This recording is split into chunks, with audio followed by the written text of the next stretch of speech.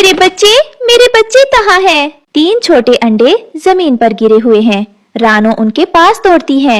या अल्लाह, बचा लो इन्हें। दूर से एक काली आंख चमकती है। काला कौवा कालू पेड़ पर बैठा मुस्कुरा रहा था। रानो एक छोटी गरीब चिड़िया थी। उसका घर था एक टूटा हुआ घोंसला और खाने के लिए बस 2 दाने, और दिल में था बस एक ख्वाब। रमजान आया, रब का महीना आया, आज रोजा रखूंगी, आज नेकी करूंगी। तभी पास से एक बूढ़ी गोरैया गुजरती है। रानो बेटी, कालू कौवे से दूर रहना।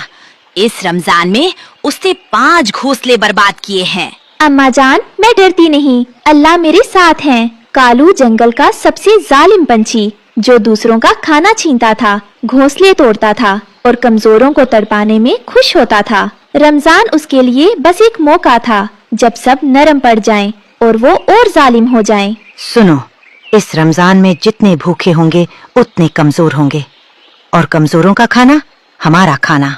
लेकिन कालू भाई, रमजान का महीना है। चुप! रमजान उनके लिए जिनके पास दिल हो, हमारे पास दिमाग है। कालू की काव काव पूरे जंगल में गूंजती है। सहरी का वक्त था। रानो ने पानी की एक बूंद पी, 2 दाने खाए और रोजे की नियत कर ली। या अल्लाह, मेरे रोजे कबूल करना और मेरे 3 अंडों को सलामत रखना। तभी कालू सीधे रानो के घोंसले के पास आता है। अरे रानो, सुना है तू रोजे रख रही है? एक गरीब चिड़िया और रोजे, भूख से मर जाएगी। कालू, मेरे घोंसले से दूर रहो। और अगर नहीं रहा तो? रानो चुप रहती है, लेकिन उसकी आंखों में आग थी। शाम को इफ्तार से पहले रानो ने देखा एक छोटी गिलहरी भूखी बैठी है। उसका खाना कालू ने छीन लिया था। आज मेरे बच्चों ने कुछ नहीं खाया, क्या करूं? रानो सोचती है कि उसके पास खुद सिर्फ 4 दाने हैं। रानो अपने 2 दाने गिलहरी के सामने रख देती है। लो, ये रखो, रमजान में बांटने से बरकत पड़ती है। तुम खुद रोजे से हो और मुझे दे रही हो? रोजेदार का सबसे बड़ा इनाम यही है। दूर पेड़ पर बैठा कालू ये देखकर जल भुन जाता है। देखता हूँ कब तक भलाई करेगी ये रानो चिड़िया। रमजान का 10वां दिन। कालू ने अपनी पूरी टोली बुला ली। आज वो रानो को हमेशा के लिए खत्म करना चाहता था। आज रात रानो के 3 अंडे मेरे पेट में होंगे। सही कहा कालू भाई। बेचारी चिड़िया को क्या पता कि उसके अंडों पर हमारी नजर है। आज दावत बड़ी होगी।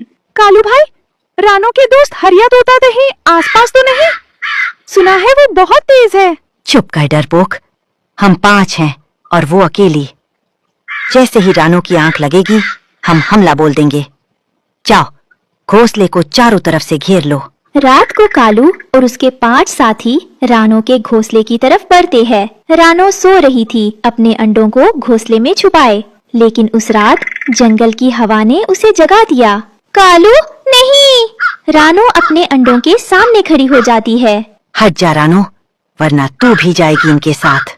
इन अंडों तक पहुंचने से पहले मुझसे गुजरना होगा।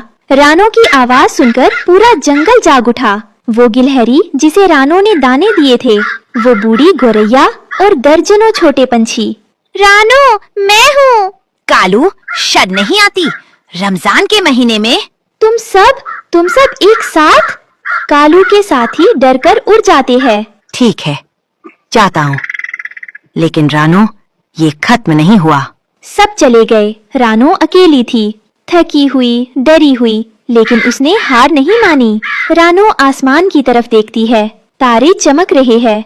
या अल्लाह, मैं छोटी हूँ, कमजोर हूँ, लेकिन तू बड़ा है। इन अंडों को मुझे अपनी हिफाजत में रख। एक आसमानी रोशनी सी टूटता हुआ तारा। हवा चलती है। रानो का दिल सुकून से भर जाता है। रमजान की रातें ऐसी ही होती हैं, जब दुआ सीधे ऊपर जाती है। रमजान के आखिरी अशरे में कालू ने एक नई चाल चली। उसने जंगल में अफवाह फैला दी कि रानो के अंडों में से सांप निकलेंगे। कुछ नादान पंछी डर गए। रानो, क्या ये सच है?